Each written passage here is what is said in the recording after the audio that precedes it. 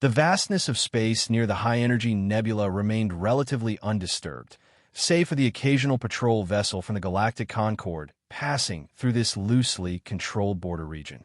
Stars shimmered against the backdrop of swirling cosmic gases, creating a deceptive serenity that belied the chaos about to unfold. This remote sector had been quiet for years, with only automated beacons and sparse monitoring stations keeping watch over the seemingly empty expanse. That tranquility shattered in an instant. A violent tear in space-time erupted without warning. Not a controlled wormhole or a jump gate, but a jagged, bleeding wound in reality itself. Sensors across 3 sectors screamed in alarm as gravitational waves rippled outward, distorting local space and scrambling communication networks. Emergency protocols activated automatically at the nearest Concorde outposts, their systems struggling to make sense of the readings that defied conventional physics. From within this fractured reality emerged something that should not exist. A vessel, if such a mundane term could apply, materialized not by traveling through space, but by seeming to manifest into being. Its hull constantly shifted and realigned, reflecting light in impossible angles and displaying geometries that made observers' eyes water. The ship's surface rippled like liquid metal one moment, then crystallized into sharp, angular patterns the next, never settling into a single configuration. What in the name of the Seven Suns is that? Captain Lyriel of Outpost Theta 9 whispered as the main view screen struggled to maintain a stable image of the anomalous object. The station's advanced sensors returned contradictory data, simultaneously registering extreme heat and absolute zero temperatures, detecting both intense radiation and perfect energy absorption. "It's changing," her first officer noted unnecessarily as they watched the vessel's outline blur and reconstitute itself repeatedly. "Mass readings are inconsistent. Dimensional analysis can't lock on." In the central command hub of the Galactic Concorde's 9th Fleet, Admiral Kashar paced before a holographic projection of the situation. "Send all data to our allies. See if anyone recognizes this technology," he ordered, mandibles clicking with tension. The massive cephalopod-like being had survived 3 interstellar wars and had never seen anything remotely like this vessel. At that moment, in a small analysis chamber aboard the Concorde Command Center, senior data analyst Ilara Way from Earth stared at her private terminal with growing disbelief. While others struggled with the contradictory sensor readings, she had stripped away the noise and focused on underlying patterns, the quantum signature beneath the chaos, the faint energy harmonics pulsing beneath the distortion. Her hands trembled as she cross-referenced the readings against Earth's classified archives. "Impossible," she murmured, running the comparison program for the 3rd time. The result remained unchanged. "Computer, verify identification protocol Sierra 97. The computer responded with a soft chime. "Verification complete. 98.7% match with UNS Odyssey Deep Space Explorer. Last recorded status. Destroyed with all hands in the Cygnus Rift incident, 11 standard years ago." Ilara sat back, her mind racing. The UNS Odyssey had been Earth's pride, its most advanced deep space vessel, equipped with experimental technology that pushed the boundaries of human understanding. Its disappearance had been a devastating blow to Earth's scientific community and space program, eventually leading to stricter Concorde oversight of human exploration initiatives. The official investigation had concluded that the ship and its 63 crew members had been lost to a catastrophic drive failure near an unstable region of space. Yet here it was, or something wearing its quantum signature, transformed beyond recognition. Within hours, the news spread through secure channels across Concorde space. Emergency sessions were called in the Galactic Council. Earth's ambassador was summoned to explain. Military vessels from 6 species altered course to converge on the anomaly.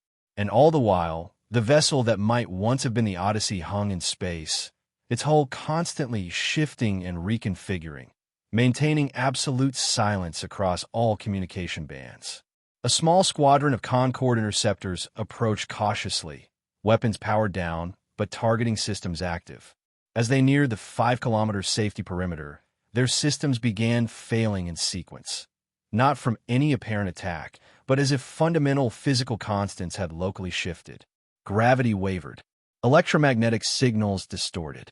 The pilots reported intense disorientation, describing sensations of reality thinning around them. One pilot, a veteran of 30 years, later claimed he could momentarily see through space itself into something else, something his mind couldn't process. The interceptors retreated, and a cordon was established at a safe distance, though no one could explain exactly what they were containing. In the hastily convened emergency session of the Concorde Security Council, accusations flew freely. The humans have clearly violated the non-transcendental technology accord, thundered Representative Vox of the Mithrani hegemony, his crystalline form pulsating with agitation. This vessel exhibits clear signs of consciousness-augmented engineering. It should be immediately seized and dismantled. We have no evidence of Earth's direct involvement, countered the Solarian ambassador, their light-based form flickering defensively. The Odyssey was lost over a decade ago. Whatever it has become may be beyond anyone's control. Precisely why it represents an unacceptable threat, interrupted High Commander Zurix of the Talatian Military Collective, the insectoid's antennae rigid with alarm. If Earth cannot control its creation, then the Concorde must. Your species has always pushed dangerous boundaries. Now we all face the consequences. Earth's ambassador, Maria Chun, maintained a dignified composure despite the mounting hostility. The United Earth government is as surprised by the Odyssey's return as the Concorde. We request time to establish contact with what may be survivors of our lost expedition before any military action is considered. Survivors? Scoffed Representative Vox. Whatever emerged from that rift is no longer human in any meaningful sense. The readings are clear. The vessel exists partially outside conventional reality. As debate raged in the council chambers, urgent conferences were taking place on Earth. In the fortified underground complex beneath the Olympus Mons colony on Mars, the highest echelons of the United Earth Defense Force gathered in emergency session. Admiral Helena Watts, the stern, silver-haired commander of UEDF operations, stood before holographic displays showing the transformed Odyssey from multiple angles. All attempts at standard communication have failed, reported Communications Director Takahashi. We've tried every protocol in the book, including the Odyssey's emergency contingency codes. Nothing. What about non-standard methods? Admiral Watts asked, her weathered face betraying no emotion despite the gravity of the situation. Strategic Operations Director Colonel Mackenzie shifted uncomfortably. We've initiated quantum entanglement pings using the Odyssey's paired particles from its original QE-com system. If anything remains of its original quantum structure, we might get a response. Ambassador Chun joined the meeting via secure holographic link from the Concorde station. I bought us 48 hours at most. The council is divided, but the military factions are pushing for immediate containment or neutralization. Whatever that ship has become, it's frightening them badly.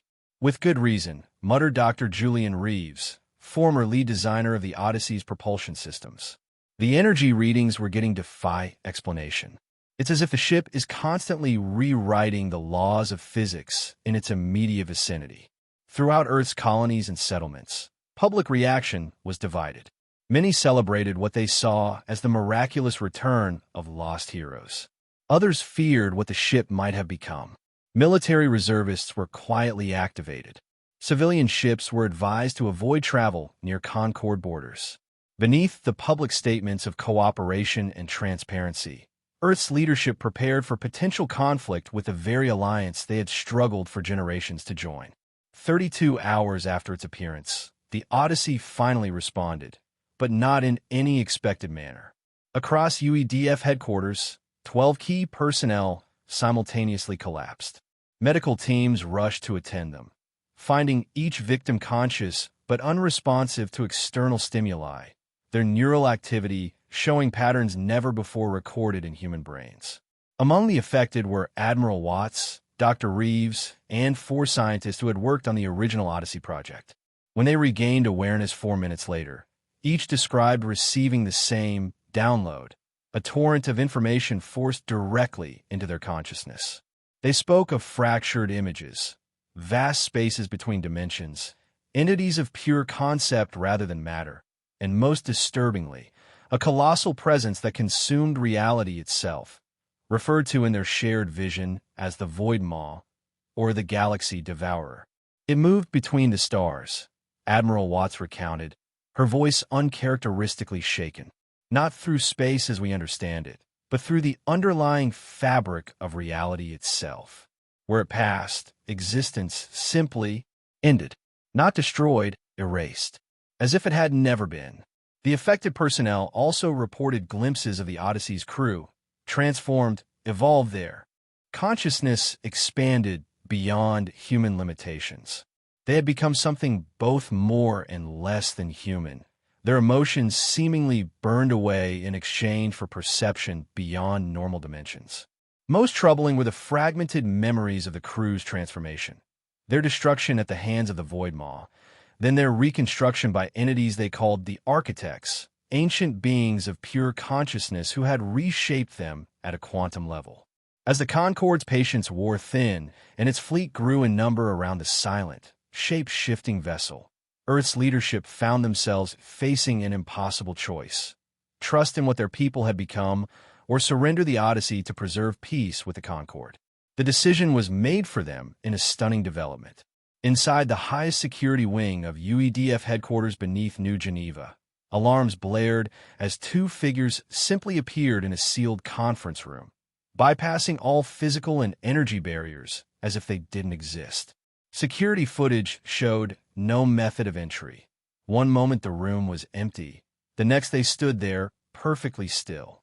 Captain Eva Rostova and Dr. Eris Thorne had been the commanding officer and chief scientist of the Odyssey, respectively.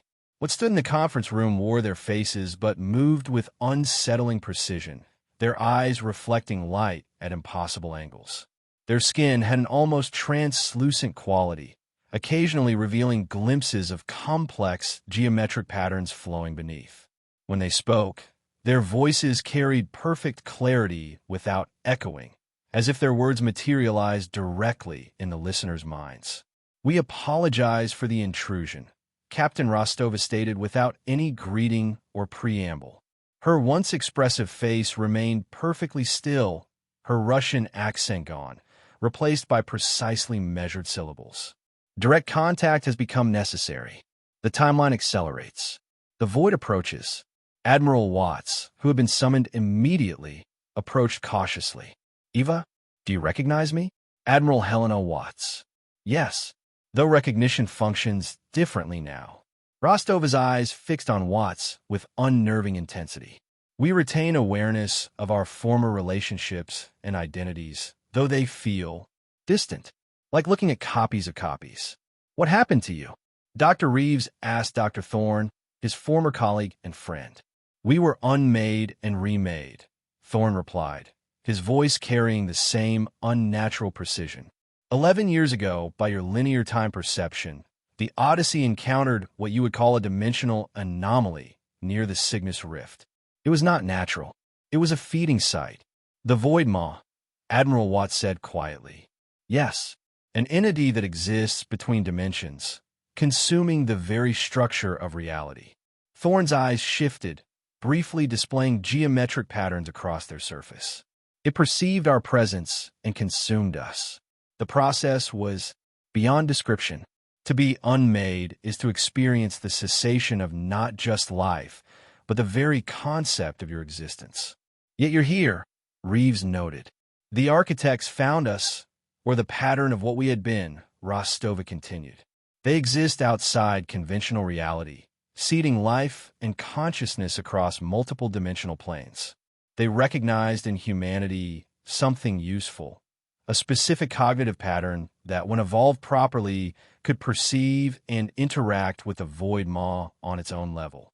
They reconstructed us from our quantum signatures, enhanced our consciousness beyond normal human limits, and rebuilt the Odyssey as a vessel capable of moving through layers of reality. Thorn raised his hand, and for a brief moment, it seemed to fold into itself in impossible ways. We are no longer conventionally human, though we retain our core memories and mission directives. Over the next hour, the transformed pair explained their purpose and the threat facing not just Earth but all of reality. The Void Maw was ancient, perhaps as old as the universe itself, gradually consuming entire sections of reality. It had recently turned its attention to this dimensional plane, beginning with isolated systems at the galactic rim. The architects had transformed the Odyssey and its crew to serve as antibodies, entities capable of containing and potentially redirecting the Void Maw's expansion. Why not simply explain this to the Concord? Asked Secretary General Ishida, Earth's civilian leader who had joined the meeting. Surely a threat of this magnitude would unite all species. Impossible, Rostova stated flatly. Knowledge of the Void Maw spreads fear. Fear resonates across dimensions. Fear is what attracts it, like blood and water. Mass panic would accelerate its approach. If we told the Concord the truth, Thorn added, the resulting fear would ripple through the collective consciousness of 6 trillion sentient beings. It would draw the Void Maw directly to the core worlds within. Days. They explained the transformed Odyssey's capabilities, no longer using conventional engines but navigating reality streams themselves, capable of locally altering physical constants, existing simultaneously in multiple states, and projecting rule sets that could temporarily stabilize regions of compromised reality. As the briefing concluded, Captain Rostova delivered the final blow. The Concord has issued an ultimatum to Earth. Surrender the Odyssey within 24 hours or face military action. You must decide, protect us and face isolation or conflict, or surrender us and lose the only defense against what comes. The hours that followed saw bitter debate among Earth's leadership. Admiral Watts advocated for protecting the Odyssey at all costs. They're still our people, transformed or not, and they're fighting to save us all. Others argued for compromise with the Concord. We cannot stand alone against the combined might of 6 advanced civilizations. The economic and military consequences would be devastating. Patriotism clashed with pragmatism, fear with responsibility. Some questioned whether to trust these transformed beings at all. Were they truly still human in any meaningful sense, or had they become something else entirely, with motives beyond human understanding? As the deadline approached, the Galactic Concord Armada around the Odyssey grew to over 200 vessels from multiple species. Diplomatic channels fell silent. Earth's colonies implemented emergency protocols. The ultimatum expired with Earth's answer clear. They would not surrender the Odyssey. High Commander Zurichs of the Talatian fleet received authorization to initiate containment procedures. The massive armada began closing its formation around the still silent, constantly shifting vessel. Weapons systems powered up across the fleet, targeting solutions locked, and boarding craft prepared for forced entry attempts. The Odyssey made no move to escape or counterattack. Instead, as the Concord vessels crossed a certain threshold, the transformed ship emitted a perfectly spherical pulse of energy unlike anything recorded in Concord history. The pulse contained no radiation, no electromagnetic component, no subspace distortion. It was, as scientists would later struggle to describe, a propagation of altered causality. Within the affected sphere, approximately 8 light minutes in diameter, the fundamental constants of physics subtly shifted. The speed of light increased by 0.0027%. Gravitational attraction weakened by 0.0031%. The strong nuclear force strengthened by 0.0018%. Changes small enough to avoid catastrophic effects, but significant enough to render advanced technology temporarily dysfunctional. Throughout the Concord fleet, targeting systems failed to resolve. Weapon energy calculations became inaccurate. Warp field mathematics no longer functioned. Communication suffered cascading translation errors. No physical damage occurred, but the fleet effectively neutralized itself through the sudden incompatibility of its technology with altered local physics. In the confusion that followed, the Odyssey performed what witnesses could only describe as a phase walk. It didn't activate engines or open a jump point. It simply ceased to exist in normal space, disappearing from all sensors and visual observation simultaneously, leaving the disoriented Concorde fleet surrounding empty space. The diplomatic fallout was immediate and severe. The Concorde Security Council formally censured Earth, imposing harsh trade restrictions and technology embargoes. Several species severed diplomatic relations entirely. Earth found itself isolated but unbowed, its leadership committed to the course they had chosen, supporting their transformed representatives in a war no one else could fight or even comprehend. 3 weeks passed in tense standoff. Then reports began arriving from the Andromeda Arm, a distant sector inhabited by the reclusive Zorandi, a species known for their advanced quantum engineering. An entire Zorandi system, home to nearly 8 billion sentients and thousands of artificial habitats, had simply ceased to exist. Observation posts and passing ships reported that the entire region, spanning roughly 2 light-years, had become an absolute void. Not debris, not radiation, not the aftermath of some cataclysmic weapon, just nothing. A perfectly spherical region of space where the laws of physics seemed undefined, where sensors returned no readings whatsoever, as if that section of reality had been erased. Scientists could offer no explanation. Religious leaders across dozens of species spoke of judgment and apocalypse. Concorde military forces scrambled to establish quarantine zones around the affected area, though no one could say what they were containing or how to detect it if it spread. Meanwhile, the Odyssey, hidden from conventional reality in what its crew called interstitial space, tracked the distinctive energy signature of the Void Maw. Captain Rostova, Dr. Thorne, and the 58 other transformed humans worked in perfect synchronization, their enhanced consciousness perceiving patterns across multiple dimensional planes simultaneously.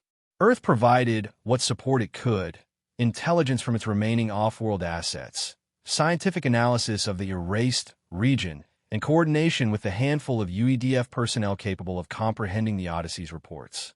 The hunt led them to what Rostova designated the Penumbra Zone, a vast region between galactic arms where space-time naturally thinned. Here, at the boundaries of conventional physics, the Void Maw fed on reality itself.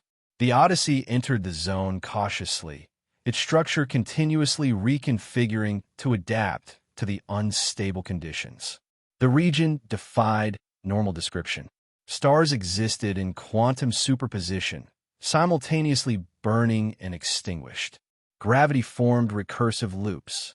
Time flowed at different rates throughout the ship, with some sections experiencing minutes while others experienced hours. Through it all, the transformed crew maintained their focus. Their consciousness expanded beyond human limitations to comprehend the incomprehensible. They communicated not through words, but through direct concept transfer, their thoughts merging and separating in patterns that would drive an unmodified human mind to insanity. "It's ahead," Rostova communicated to the collective consciousness of her crew. 3-dimensional planes inward, cycling through a feeding pattern. The presence of the Void Maw became unmistakable, not as a visible entity, but as an absence so profound it created a negative imprint on reality. It existed primarily as a higher-dimensional object, but its effects manifested in normal space as a kind of organized nothingness, a storm of non-Euclidean geometries consuming the underlying structure of existence. The Odyssey did not attack conventionally. Instead, Captain Rostova and Dr. Thorne coordinated the activation of what they called the primordial node, a technology provided by the architects that could project a stabilized reality framework into compromised regions. The transformed crew positioned themselves at key points throughout the ship, their enhanced consciousness serving as anchors for the projected framework. The resulting confrontation unfolded across multiple layers of reality simultaneously. To any conventional observer, had one been present, it would have appeared incomprehensible. The constantly shifting Odyssey seemingly locked in place, while reality itself convulsed around it. Sections of space inverted. Time reversed locally. Matter transformed into energy and back without conservation. The ship itself adapted continuously, parts of its structure temporarily existing in other dimensions to avoid destruction. What truly occurred was a conceptual battle. The Odyssey projected a rigid framework of physical laws, effectively imposing order on a region the Void Maw was attempting to reduce to chaos before consumption. The Void Maw, in turn, sought to dissolve the very concepts of law and order the Odyssey enforced. Throughout the ship, crew members experienced multiple timelines simultaneously, their enhanced consciousness struggling to maintain coherence. Some perceived their own deaths in alternating realities. Others temporarily fragmented across dimensions. The human core of their being endured unimaginable strain as their evolved consciousness fought to comprehend and counter the Void Maw's assault. Not all survived intact. Lieutenant Commander Sato's consciousness diffused across 17 different probability states, unable to reconverge. Engineer Diaz became temporarily displaced, existing 4 microseconds out of phase with the rest of the crew, present but unable to interact. Navigation specialist Ramon's mind fractured, portions of her consciousness absorbed by the void before Thorne could stabilize her core identity. After what might have been hours or centuries from different reference frames, the Odyssey succeeded in establishing what Rostova termed a causality scar, a self-sustaining boundary of stabilized reality surrounding the section of space-time the Void Maw currently occupied. Not a permanent solution, not a victory in any conventional sense, but a containment that would slow the entity's expansion in this region of space-time. The cost was severe. The Odyssey emerged from the confrontation fundamentally damaged, not physically, but conceptually. Sections of its structure had become desynchronized from base reality, existing partially in other dimensions. Its primordial node was depleted, requiring extensive regeneration before another such confrontation would be possible. The surviving crew had become even further removed from their original humanity, the experience pushing them further along their evolutionary path away from human limitations and human connections. In the weeks that followed, the galaxy remained oblivious to the battle that had occurred beyond conventional perception. The only observable effect was that the mysterious disappearances of star systems ceased. The void in the Andromeda arm neither expanded nor showed any change. Scientific investigation continued without progress. The Concorde gradually reduced emergency measures while maintaining heightened alert status. Relations between Earth and the Concorde remained strained but functional. The embargo continued, but direct military confrontation seemed increasingly unlikely as both sides maintained an uneasy détente. Earth kept silent about the Odyssey's activities, sharing no information about the true nature of the threat or the battle fought at the edge of reality.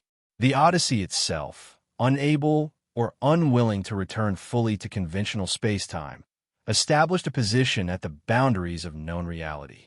From this vantage point between dimensions, Captain Rostova and her transformed crew maintained their vigil, monitoring the containment scar, tracking quantum fluctuations that might indicate the Void Maw's attempts to breach their barriers, and preparing for the inevitable next confrontation.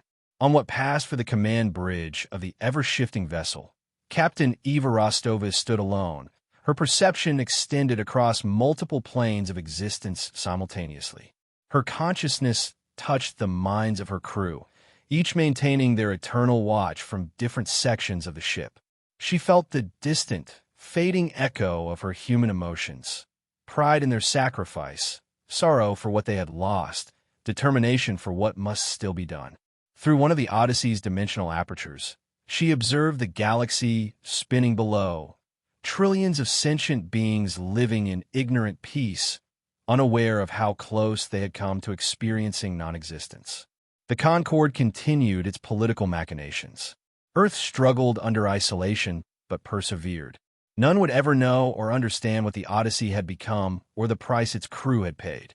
"The battle continues," she communicated to her crew, the concept transferring instantly across their shared consciousness.